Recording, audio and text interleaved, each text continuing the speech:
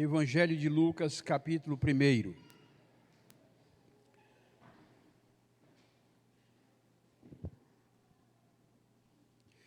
Temos a alegria de receber os irmãos, receber nossos amigos, neste mês de janeiro em que a nossa cidade também tem o prazer de receber irmãos em Cristo que nos visitam, e é para nós sempre uma alegria receber aqui esses irmãos queridos. Sejam todos muito bem-vindos. Evangelho de Lucas, capítulo 1, nós vamos ler os versículos que começam aí no verso de número 5. Mas antes de começar essa leitura, eu quero trazer um pouco do contexto da palavra desta noite. Nós iniciamos no último domingo, primeiro domingo de janeiro, a contar uma história de amor. E queremos passar este ano contando para você essa história de amor. Nós estamos usando como pano de fundo aquilo que o evangelista Lucas escreveu. Então a nossa história está baseada no Evangelho de Lucas. Alguém que, com a cabeça de um historiador e com a cabeça de um pesquisador, empreendeu esforços para nos trazer, da forma mais clara e precisa possível, aquilo que diz respeito à pessoa de Jesus. O Jesus que assumiu forma humana e que viveu entre os homens. No último domingo, nós trouxemos uma palavra baseada nas últimas expressões do versículo 4, que mostra o propósito de Lucas ao escrever este evangelho. Ele o faz com uma convicção, ele o faz para que aquele para quem ele estava se dirigindo, e ele nomeia especificamente Teófilo, para que ele, Teófilo, que já havia sido introduzido nas coisas espirituais, ou na palavra de Deus, ou nos ensinamentos sobre Jesus, para que ele tivesse plena certeza das verdades que diziam respeito à pessoa de Jesus. Então o propósito de Lucas é nos dar essa certeza das verdades que envolve a pessoa de Jesus Cristo. É importante você ter isso em mente quando você lê o Evangelho de Lucas. O que quis o autor? Nos dar certeza, nos dar convicções, nos dar uma narrativa segura, baseada em fontes confiáveis, que pudesse merecer a confiança do seu destinatário e de todos aqueles que haveriam de ler o livro que ele estava escrevendo. E ele então parte do começo, ele diz isso claramente, ele empreendeu uma jornada buscando a origem dos fatos. E a origem dos fatos antecede o próprio nascimento de Jesus. Então Lucas vai buscar trazer a sua narrativa a partir da chegada do antecessor, do precursor de Jesus, que foi João Batista. Então ele vai começar a sua narrativa focando especialmente o contexto do nascimento de João, que viria a ser o precursor da pessoa de Jesus Cristo. Toda história tem começo, meio e fim. Lucas começa então a partir do casal Zacarias e Isabel, que viria a ser os pais de João Batista. Então, no verso de número 5, ele vai nos falar o que está escrito aí.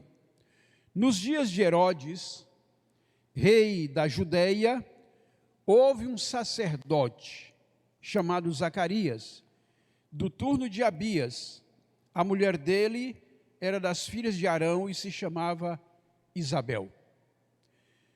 Vejam que Lucas procura situar os fatos conectando com a história conhecida pela arqueologia, conhecida pelos historiadores. Nós precisamos entender que existe uma história que está sendo escrita de uma forma paralela à história que os homens estão escrevendo. Essa é a história sagrada. A história sagrada, ela está transcorrendo ao longo dos tempos, sem que os historiadores, sem que os sociólogos, sem que os filósofos, sem que os pensadores deste mundo necessariamente percebam aquilo que Deus está fazendo nessa história que corre em paralelo com a história dos homens. Lucas está trazendo aqui uma história que muita gente não percebeu. A importância do nascimento de João Batista, o valor da chegada do precursor de Jesus. Mas ele procura colocar isso num contexto histórico em que os fatos podem comprovar a veracidade do que ele está falando. Então veja os irmãos, ele começa falando de Herodes. Quem foi Herodes o Grande? Foi um tirano que reinou entre 37 a.C. até o ano 4 depois de Cristo. Um tirano violento, um homem de visão política arrojada, que empreendeu muita coisa pelo desenvolvimento do reinado dele. Um homem que ousou fazer grandes obras, mas era alguém que não admitia ter o seu poder de alguma forma ofuscado. Herodes é aquele que manda matar aquelas crianças de 2 anos de idade para baixo, que envolvia ali o período que ele julgava ser o período em que o rei dos judeus, conforme haviam falado os sábios do Oriente, haviam dito para ele. Então, quando ele percebe que os sábios não voltam para dizer a ele onde a criança nascera, ele manda matar todas as crianças de 2 anos de idade. Então, era um tirano muito violento, mas um homem de visão política arrojada. A história, então, traz Herodes, um personagem conhecido, e Lucas procura situar a história sagrada em paralelo com essa história dos homens, nos dias de Herodes, rei da Judéia. E aí ele vai começar a introduzir aquilo que é a história sagrada. Houve um sacerdote chamado Zacarias, do turno de Abias. A mulher dele era das filhas de Arão e se chamava Isabel. Lucas procura, então, meus irmãos, colocar as coisas dentro de um contexto muito compreensivo para aqueles que acompanhavam o desenrolar dos fatos. Zacarias fazia parte, juntamente com Isabel, da tribo de Levi. Todo sacerdote era descendente de Levi. A tribo de Levi fora a única tribo que não recebeu a herança de uma porção de terra em Israel. A Bíblia diz que Deus seria a herança daquela tribo. Então, em lugar deles receberem uma porção de terra, eles receberam um ministério, eles receberam uma delegação divina de cuidar das coisas sagradas. Então, da tribo de Levi saíam os sacerdotes, saíam os levitas, aqueles que administravam mais tarde no templo, aqueles que cuidavam das coisas sagradas. Zacarias faz parte dessa tribo. Da mesma forma, Isabel faz parte dessa tribo também. E Zacarias, então, é alguém que recebe por sorteio a delegação para cuidar de um dos turnos que Davi lá atrás havia instituído. Davi havia instituído 24 equipes dentre os descendentes de Levi que cuidariam das coisas sagradas, do templo, do culto, das oferendas, dos sacrifícios. Então são organizadas 24 equipes. A Bíblia diz que Abias estava no turno dele, que era o 8º turno. Então era como se as equipes fossem ali se sucedendo e ele fosse ali a 8ª equipe dentro dessa escala que fora organizada por Davi lá atrás. Veja os irmãos, João Batista, quem foi ele? João Batista, que viria a ser o filho de Zacarias e Isabel. Este moço é primo de Jesus, ele é o precursor, é aquele que chega antes de Jesus para anunciar a mensagem do reino. Ele é aquele que vai preparar as pessoas para a vinda do Senhor. João foi um mártir, foi condenado por aquilo que hoje se chama de liberdade de expressão. Ele usou da sua voz para condenar o erro do rei, condenar o pecado de adultério do rei, e por conta disso a sua cabeça foi oferecida numa bandeja. Ele foi um exemplo de fidelidade a Jesus Cristo. Chega um momento que ele diz: importa que ele cresça e eu o quê? Diminua. Não é? Então, um exemplo de fidelidade a Jesus Cristo. Ele foi um exemplo de pessoa que denunciava as injustiças sociais, as injustiças morais. Quando ele estava pregando lá nas margens do Rio Jordão, soldados, por exemplo, foram fazer pergunta a ele o que deveriam fazer. Então ele vai e denuncia aquilo que é a prática, muitas vezes, de extorsão que poderia haver, ensinando-os a cobrar aquilo que era justo. Para o catolicismo romano, João Batista é o padroeiro da amizade. Então nós temos uma figura importante aqui nessa narrativa, nesse texto. E o contexto do seu nascimento se deu exatamente nos dias de Herodes, quando Zacarias estava ali cumprindo o turno dele. E ele estava servindo ao Senhor, fazendo parte da 8ª turma do grupo reservado para cuidar das coisas sagradas. O texto sagrado, meus irmãos, vai descrever as qualidades de caráter de Zacarias e de Isabel. É claro que o texto não vai mencionar todos os traços, mas traz aqui algumas referências que nos permite também, por inferência, entender que ali estava um casal de fato irrepreensível. Um casal de fato que era referência na sua sociedade, na sua época, para os seus contemporâneos. Diz a Bíblia no verso 6, ambos eram justos diante de Deus, vivendo de forma irrepreensível em todos os preceitos e mandamentos do Senhor.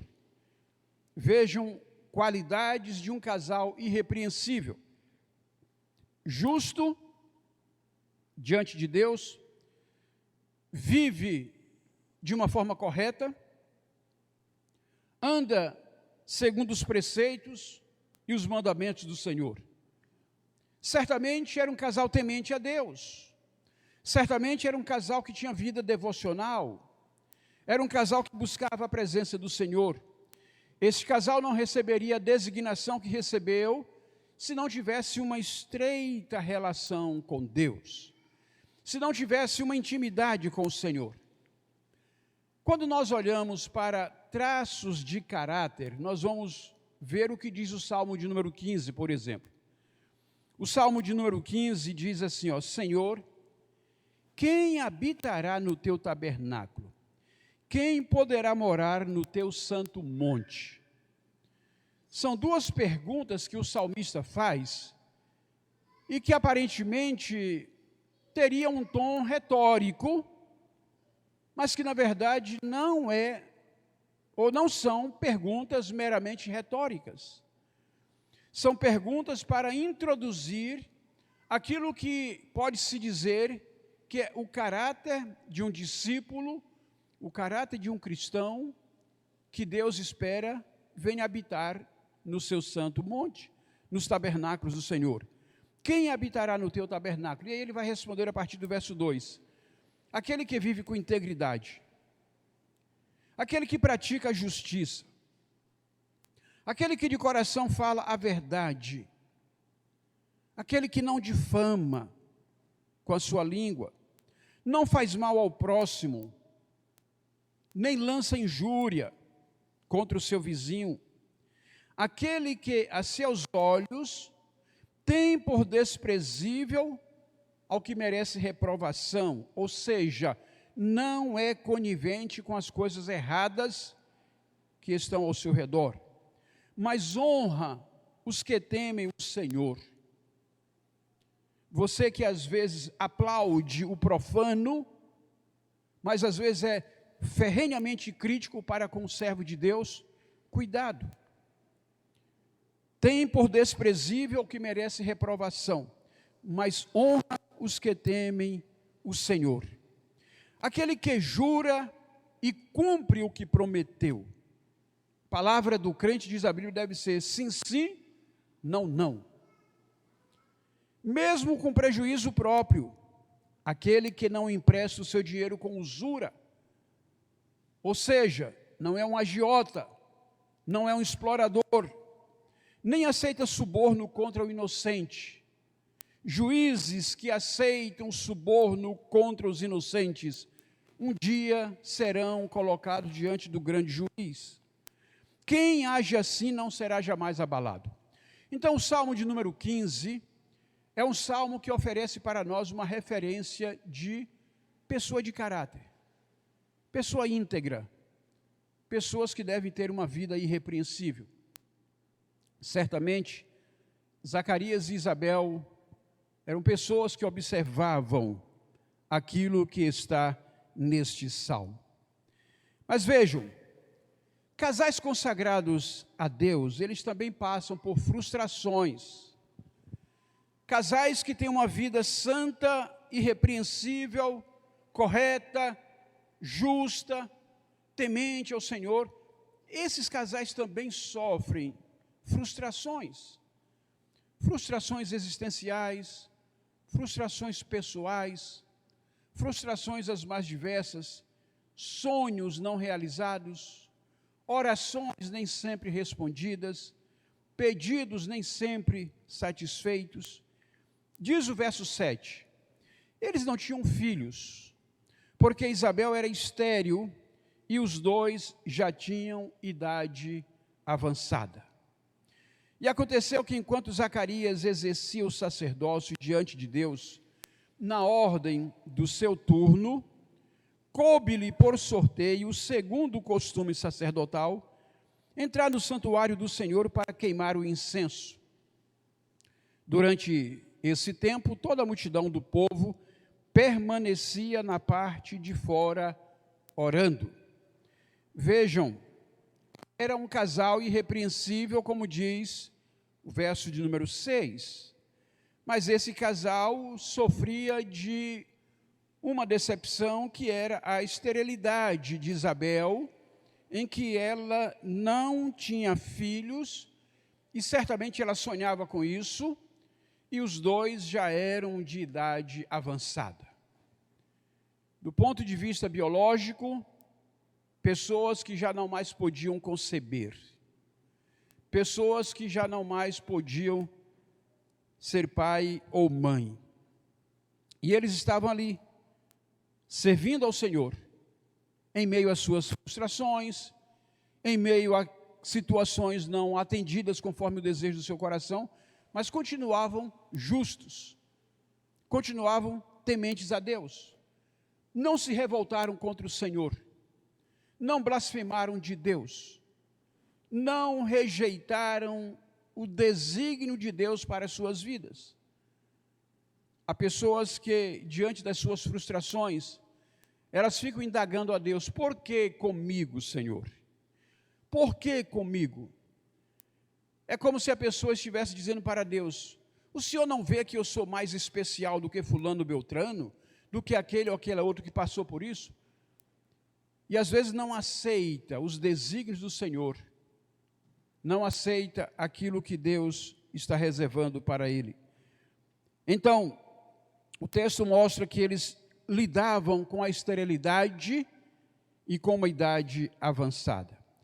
Mas diz a Bíblia que Zacarias exercia o sacerdócio diante de Deus na hora do seu turno, ou seja, a despeito das frustrações, continuava trabalhando e servindo ao Senhor.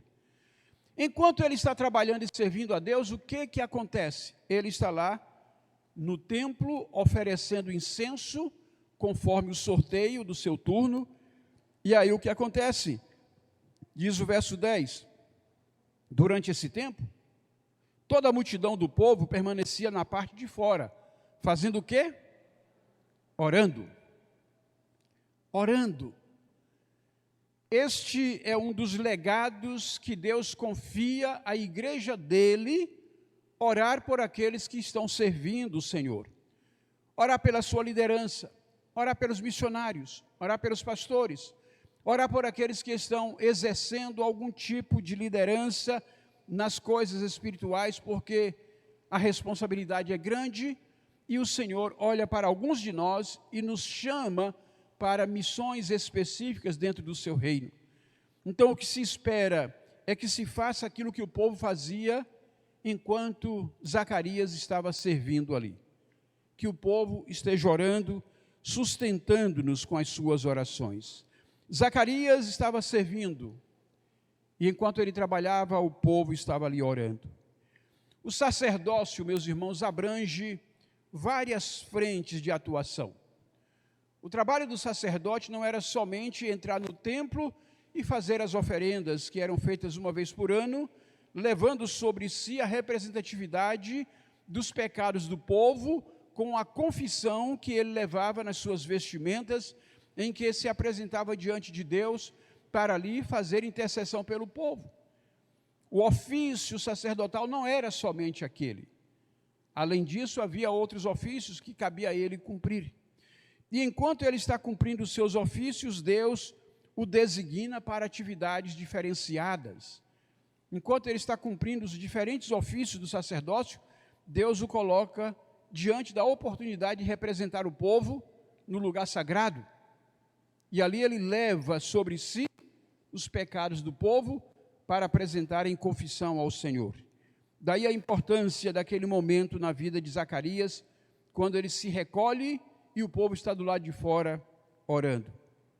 Agora, vejam os irmãos o que diz a partir do verso 11. E eis que apareceu a Zacarias um anjo do Senhor em pé, à direita do altar do incenso. Ao vê-lo, Zacarias ficou assustado e o temor se apoderou dele. O anjo, porém, lhe disse: não tenha medo, Zacarias, porque a sua oração foi ouvida. Isabel, sua esposa, dará à luz um filho, a quem você dará o nome de João. Vejam os irmãos, aparece um anjo a Zacarias, à direita do altar do incenso, onde ele está fazendo as oferendas ao Senhor. Zacarias fica assustado. Meus irmãos, aqui vale para cada um de nós o que valeu para Zacarias, o que valeu para Isaías, o que valeu para tantas pessoas que tiveram um vislumbre sagrado da presença de Deus. Não há como você ter um vislumbre da presença de Deus e continuar como está. Não há como você ter um vislumbre do Deus Santo que se manifesta a você e você continuar com a sua vida do mesmo jeito. Não tem como experimentar o sagrado e não tomar consciência dos seus próprios pecados. Isaías experimenta isso, ele está no templo orando. E enquanto ele está orando, ele tem uma visão dos anjos ali naquele lugar. E o que é que ele diz? Ai de mim que vou perecer, porque sou um homem de lábios impuros e os meus olhos viram o Senhor. Não tem como você experimentar a presença de Deus sem sentir o seu pecado, sem ser levado à contrição da confissão. Daí porque todo discípulo, todo crente precisa buscar ao Senhor, como diz Jeremias. Buscai ao Senhor enquanto se pode achar. Invocai-o enquanto está próximo. Buscar ao Senhor é experimentar essa presença de um Deus Santo que nos dá consciência do nosso pecado. e que faz com que nós confessemos, faz com que nós reconhecemos a santidade do Senhor. Zacarias tem essa visão e ele teme. E o anjo diz o quê? Não tenha medo. Essa é uma expressão que se repete no Evangelho de Lucas várias vezes. Não tenha medo. Apesar de você vislumbrar um Deus santo e sentir o seu pecado, quando ele se manifesta na sua vida, é para lhe abençoar, é para mudar a sua história, é para mudar o curso da sua vida. Então não há o que temer. O que você precisa fazer é louvar, agradecer e se sentir honrado por um Deus que te visita em meio às inquietações e angústias do seu coração e da sua vida. Não tenha medo, Zacarias, porque a sua oração foi ouvida. Meus irmãos, que privilégio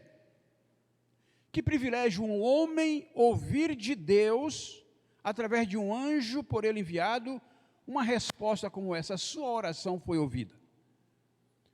Quantas vezes nós oramos e ficamos com aquela sensação que a nossa oração não foi ouvida? Creio que todos nós vivemos essa experiência. Mas é importante e é preciso continuar orando, porque Deus ouve e atende a oração de um coração quebrantado e contrito. Aliás, Salmo 51 vai dizer exatamente isso: a um coração quebrantado e contrito, o Senhor não despreza. Não desprezarás, ó Deus, um coração quebrantado e contrito. Veja, quem seria capaz de oferecer esse nível de detalhamento com que o historiador Lucas escreve a visão que Zacarias teve? Porque só estava Zacarias ali naquele lugar e o anjo que se manifestou. Então, quem teria conhecimento de todo esse detalhamento? Nós dissemos na semana passada que uma das fontes primárias de Lucas, muito provavelmente, foi Maria. Fonte primária é aquela fonte mais original que você tem quando você está escrevendo um trabalho acadêmico ou você faz referência ao trabalho de alguém e que você se refere à fonte primária, você está se referindo ao autor daquela citação, daquele trabalho, daquela experiência, daquela vivência. Então nós mencionamos que Maria foi provavelmente a fonte primária de Lucas. E lembrem, Maria passa pelo menos 3 meses com Isabel, a esposa de Zacarias. Então, muito provavelmente, essa informação chega a Lucas por meio de Maria, que ouviu da própria pessoa que viveu aquela experiência. E aí o detalhamento: o anjo aparece a Zacarias em pé, à direita do altar do incenso. Então, esse nível de detalhamento que Lucas tem a preocupação de trazer, revela aqui o fato de alguém que realmente buscou as fontes originais para nos trazer aquilo que nos chega.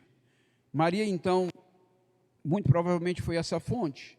O verso 14 vai dizer assim, olha: você ficará alegre e feliz, e muitos ficarão contentes com o nascimento dele. João é anunciado, o nascimento dele é anunciado, o anjo aparece, revela que eles seriam pais, e aí nós temos essa informação: você ficará alegre e feliz. O nascimento de um filho, meus irmãos, é sempre motivo de alegria e de felicidade na vida de uma família. Eu sei que alguns casais, que muitas vezes não planejam a chegada de um filho, e quando ele chega, quando surge uma gravidez, às vezes a primeira sensação é de frustração, é de tristeza, é de preocupação. Quem é abençoado, ou a mulher que é abençoada com a bênção da maternidade, está recebendo uma dádiva de Deus. A Bíblia diz que os filhos são herança do Senhor. Os filhos são dádiva de Deus. A chegada de um filho é sempre motivo de alegria, deve ser sempre motivo de satisfação. Há estudos que comprovam que uma criança é capaz de, desde o ventre, sentir o amor da mãe, o amor dos pais, do modo como os pais lidam com ele. Então, se numa gravidez você rejeita essa criança, isso pode trazer consequências que só o tempo pode mostrar. É importante amar desde a concepção. É importante amar desde os primeiros dias. É importante vencer qualquer dificuldade que às vezes dentro do seu planejamento não estava planejado, mas Deus lhe agraciou, então é preciso agora aceitar e dizer: Senhor, seja bendito o fruto do meu ventre. E aceitar com alegria e dedicar a Deus, consagrar a Deus, porque se Ele dá o presente, Ele vai lhe dar as condições também para criar. Os filhos são herança do Senhor. O texto diz que Ele ficaria alegre e feliz, e muitos ficarão contentes com o nascimento dele. De fato, a chegada de João Batista foi uma chegada surpreendente. Quando da sua apresentação, as pessoas perguntavam: o que virá a ser esse menino? E a vida de João mostra o homem que foi ele para a sua geração, para os seus contemporâneos, e a diferença que ele fez na sociedade da época. Como dissemos, ele era alguém que tinha a audácia de denunciar injustiças, denunciar o pecado, de proclamar arrependimento. Muitos foram a ele, foram batizados, se arrependeram. Tivemos a situação do enfrentamento ao poder de um rei. Então foi alguém relevante na sociedade. Não foi alguém que viveu como um anônimo na história, mas fez diferença. Nós estamos falando de João Batista. A chegada de um filho, via de regra, é motivo de alegria. Aquele filho era especial para o casal Zacarias e Isabel. Os versos 15 a 17 vão nos dizer: pois ele será grande diante do Senhor, não beberá vinho nem bebida forte, e será cheio do Espírito Santo, já desde o ventre materno. Ele converterá muitos dos filhos de Israel ao Senhor seu Deus. Irá diante do Senhor, do espírito e poder de Elias, para converter o coração dos pais aos filhos, converter os desobedientes à prudência dos justos e habilitar para o Senhor um povo preparado. Seria muito bom se ao nascer Deus já tivesse dito para cada um de nós: olha, essa vai ser a missão da sua vida. Seria muito bom se nós, desde os primeiros anos da nossa vida, tivéssemos clareza para que estamos aqui. Mas não é assim que acontece. No caso de João, o anúncio é claro. A missão dele já está delineada. A missão dele já está dada. No nosso caso, muitas vezes a missão da nossa vida vai ser descoberta nos últimos dias da nossa existência. Muitas vezes a missão da nossa vida vai ser compreendida mesmo depois da nossa partida. Alguns de nós vivemos buscando qual é a vontade de Deus para a minha vida. A vontade de Deus é sempre boa, perfeita e agradável. Então, qualquer que seja objetivamente a vontade de Deus para a sua vida, ela vai ser sempre boa, perfeita e agradável. Algumas coisas que a palavra do Senhor já anuncia nas Escrituras que é vontade de Deus para um discípulo dele.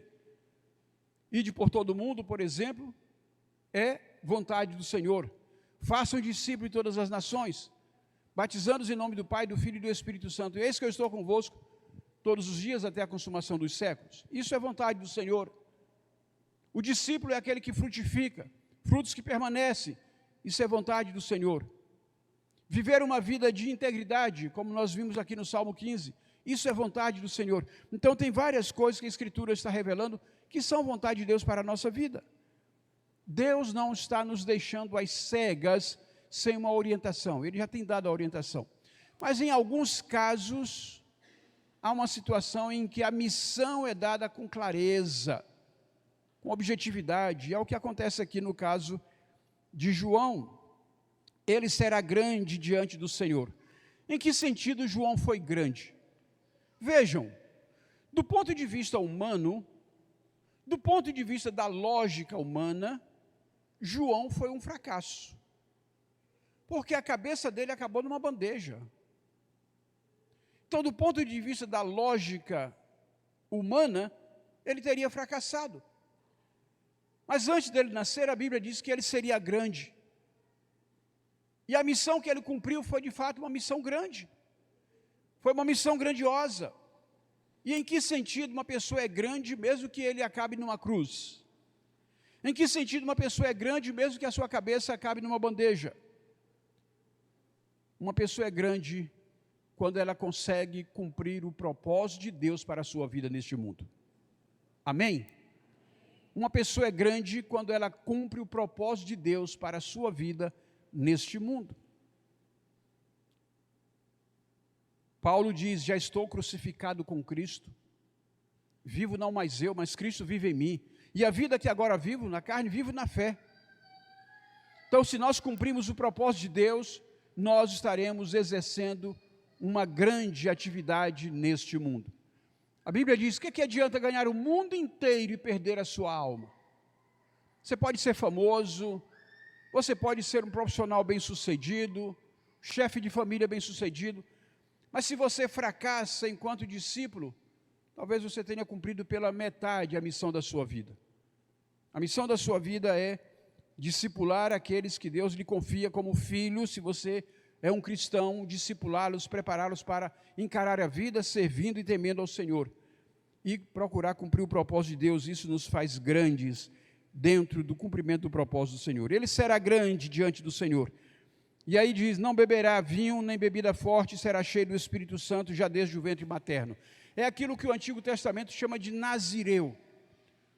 O nazireu era uma pessoa completamente dedicada ao Senhor, uma pessoa consagrada a Deus. Ele não se envolvia com as outras coisas do mundo para poder se dedicar ao Senhor. E aqui o texto está deixando claro que ele não beberia vinho, bebida forte, seria cheio do Espírito Santo já desde o ventre materno. E a missão dele: converter muitos dos filhos de Israel ao Senhor seu Deus. Por que converter muitos? Porque ninguém consegue converter a todos.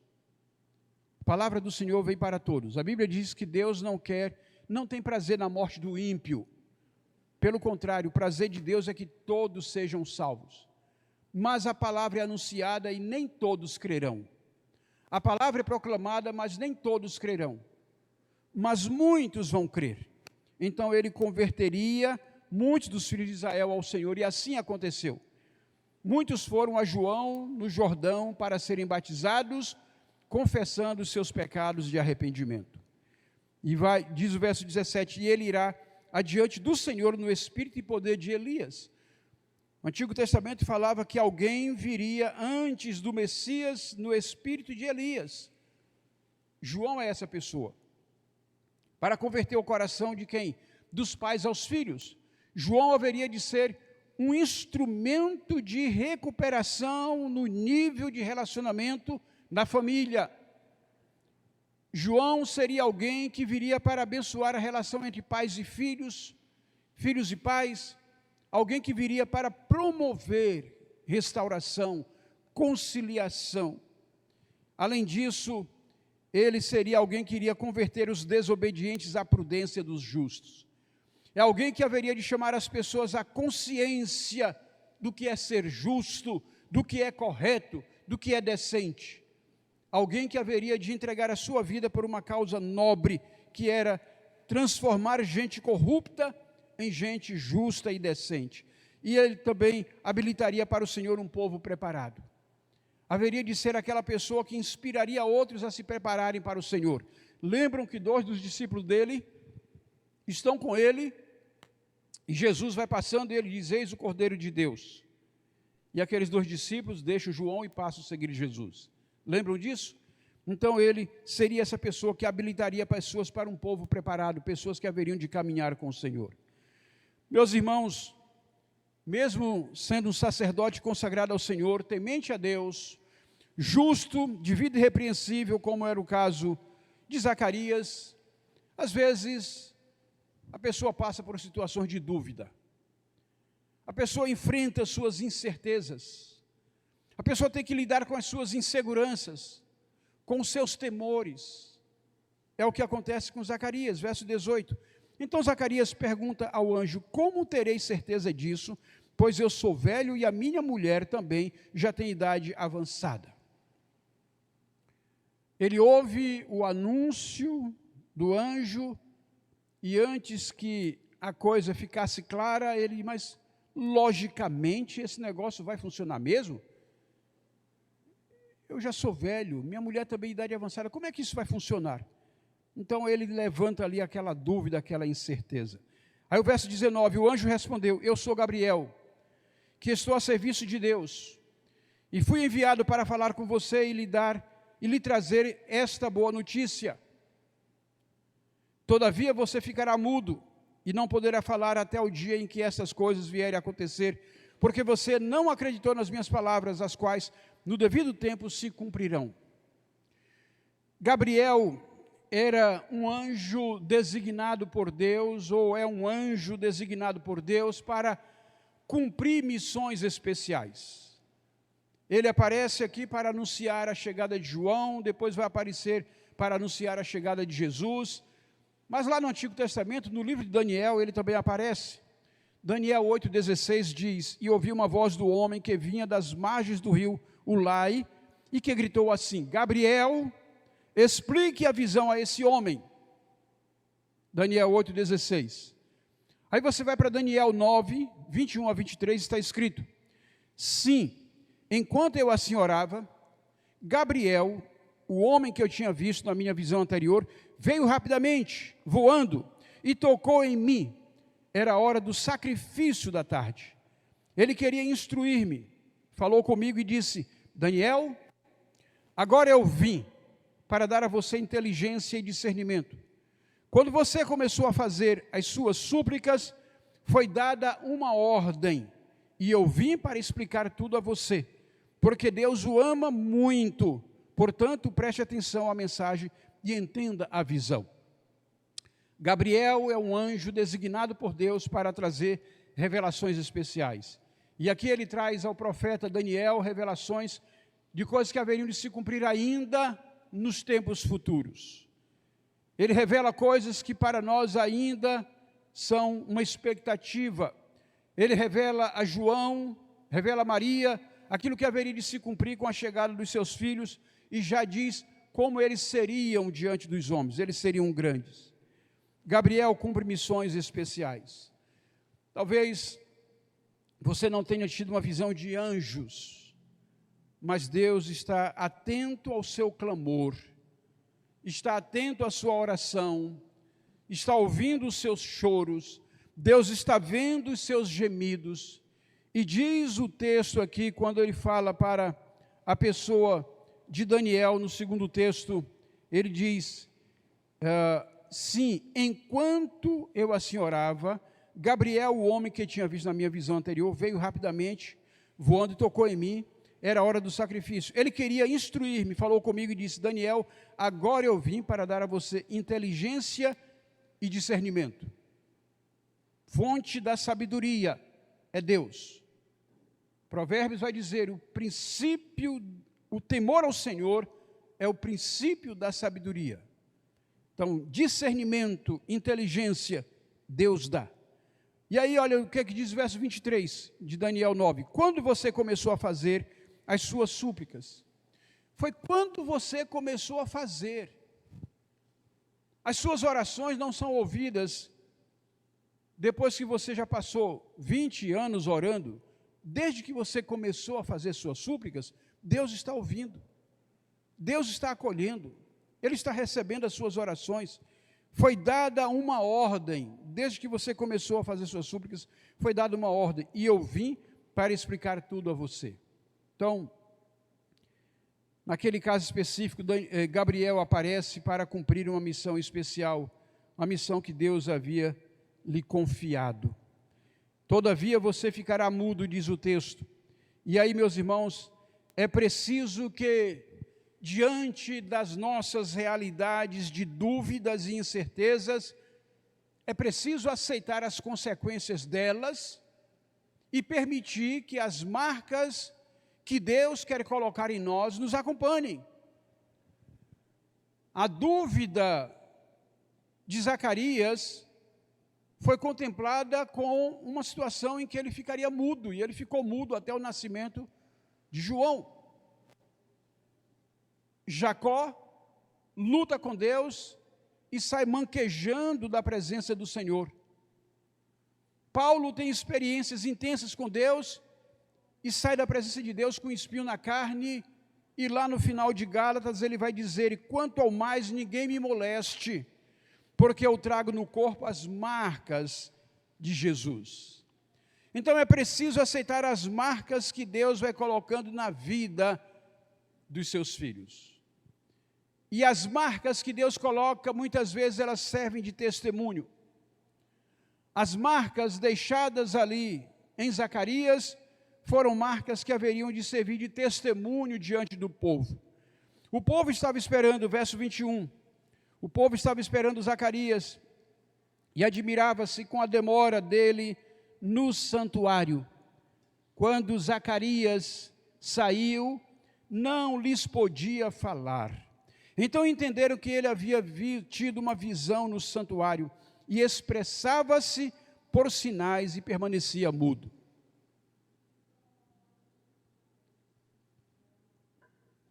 Percebem? O sinal colocado aqui em Zacarias, dele ficar mudo, vai servir de testemunho diante do povo, para que o povo compreenda que ele teve uma visão, uma experiência arrebatadora, e isso cria uma expectativa em torno da vida de Zacarias e daquilo que lhe esperaria. Tanto que, ao nascer a criança e as pessoas se reúnem, elas ficam perguntando: que virá a ser este menino? O sinal de Zacarias serve de testemunho.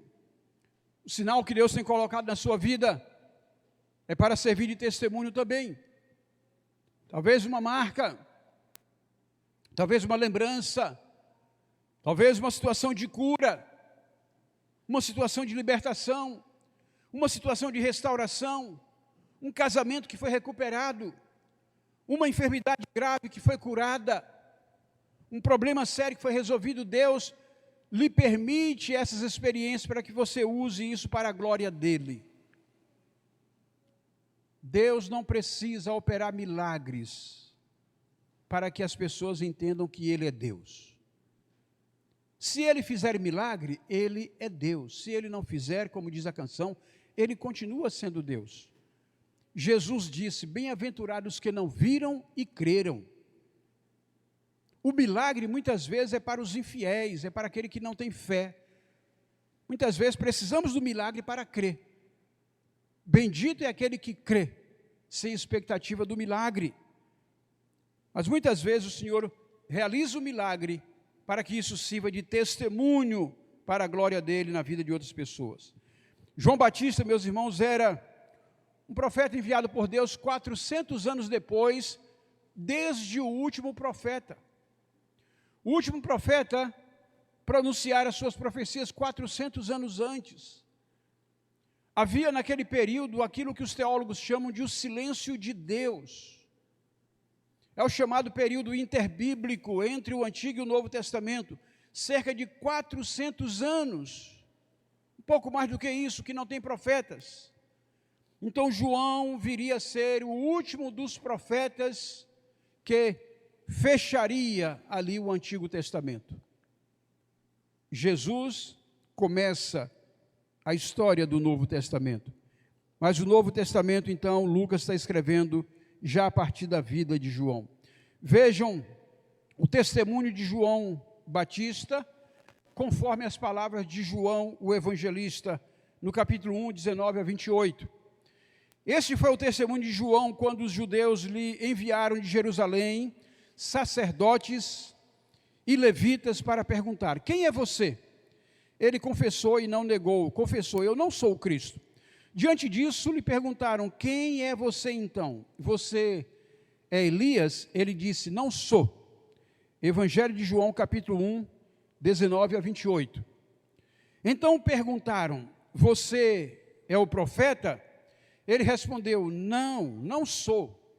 Disseram-lhe então: diga, quem é você? Para podermos dar uma resposta àqueles que nos enviaram.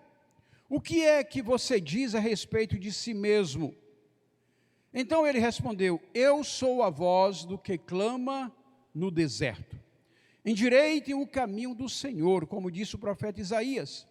Ora, os que haviam sido enviados eram do grupo dos fariseus e perguntaram a João: então, por que você batiza, se não é o Cristo, nem Elias, nem o profeta? João respondeu: eu batizo com água, mas no meio de vocês está alguém que vocês não conhecem. Ele vem depois de mim, mas não sou digno de desamarrar as correias das suas sandálias.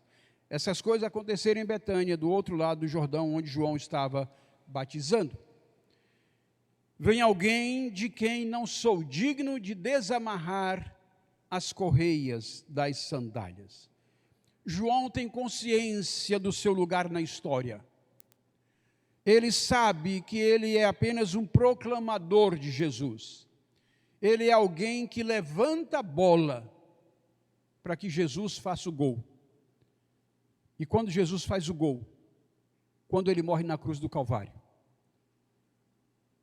quando ele ressuscita, quando ele nos dá a esperança de uma nova vida, mediante o arrependimento dos nossos pecados. Então João vem apresentando a Jesus, mas quem cumpre a missão salvadora é Jesus. Podemos concluir, meus irmãos, caminhando para o seguinte: Deus contemplou o casal irrepreensível, justo, temente ao Senhor, o cumpridor dos seus mandamentos divinos. Como Deus fez isso? Verso 23. Aconteceu que, terminados os dias do seu ministério, Zacarias voltou para casa, serviu ao povo, voltou aos seus afazeres regulares, levando consigo a satisfação de ter sido zeloso e fiel no servir ao Senhor. Tem maior alegria para um servo de Deus do que ter a consciência tranquila de que serviu a Deus no melhor das suas forças? O profeta Isaías vai dizer: que vier às suas mãos para fazer, faça-o no melhor das suas forças. Seja diligente, seja zeloso com as coisas espirituais, seja cuidadoso com as coisas divinas. Não negligencie os dons que Deus te deu, meu irmão, minha irmã. Não profaniza as coisas sagradas que o Senhor lhe confiou. Nós temos uma história triste em que dois filhos de profeta, Ofni e Finéas, filhos de profetas, criados na coisa sagrada, mas chega uma hora que eles se acostumam tanto que eles começam a desprezar as coisas sagradas. E os sacrifícios eram oferecidos e eles, de forma irresponsável, queriam antecipar-se as coisas, de modo que eles foram indignos de continuarem servindo ao Senhor. Deus não negocia com aqueles que negligentemente tratam das coisas sagradas. Zacarias serviu ao Senhor e o fez de forma irrepreensível naquele ambiente. Volta para as suas atividades, cumpriu o seu turno e leva consigo a consciência e a satisfação de ter desempenhado bem o seu papel.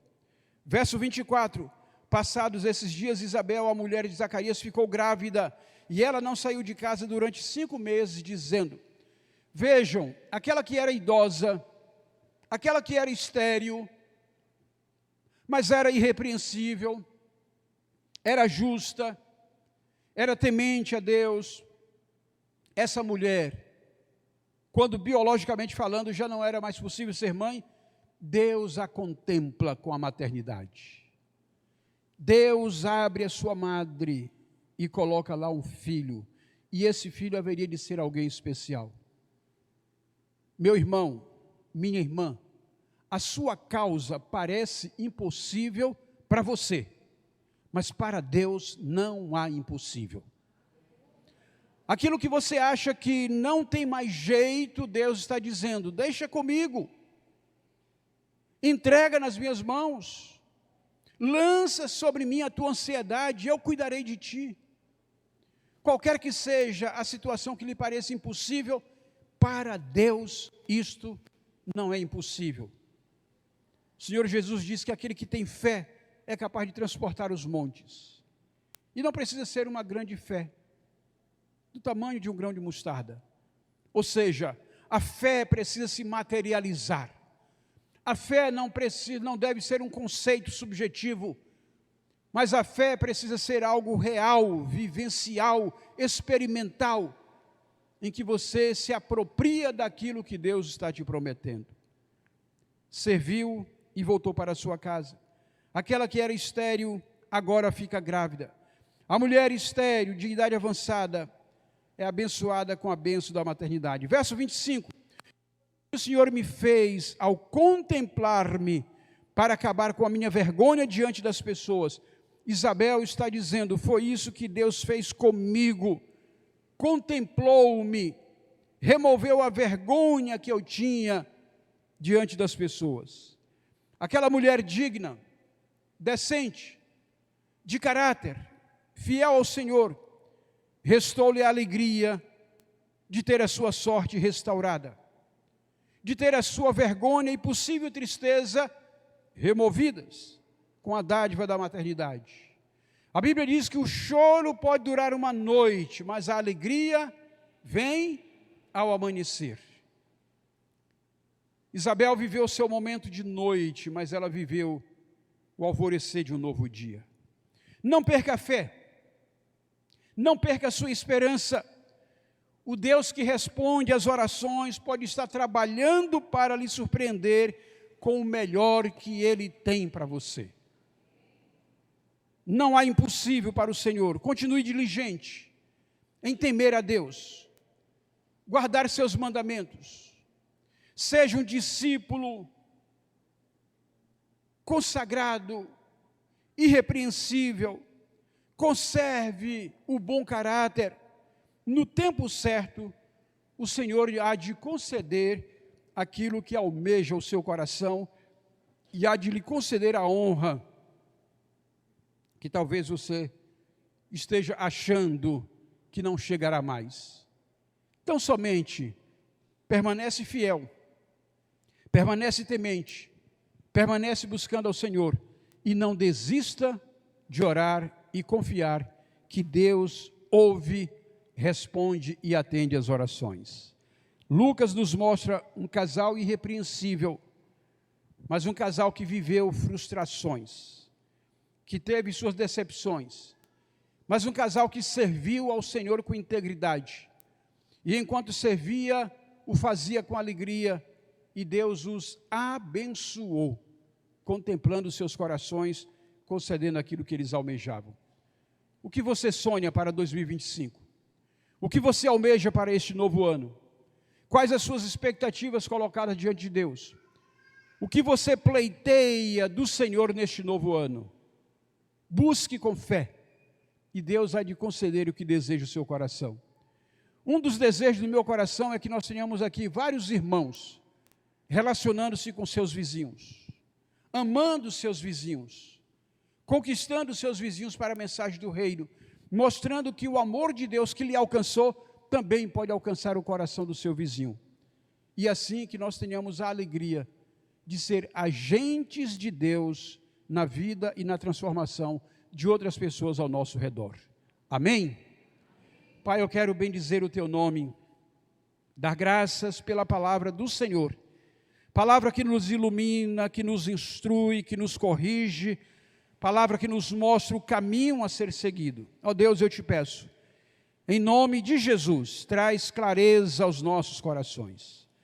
Ensina-nos a acompanhar essa história de amor, de um Deus que se revela, que se apresenta, que se mostra, e na medida em que vamos acompanhando, que o Senhor vá trazendo clareza aos corações. Traze a Tua revelação ao Teu povo. Dá-nos, ó Deus, da Tua graça. Envolva-nos com o Teu poder.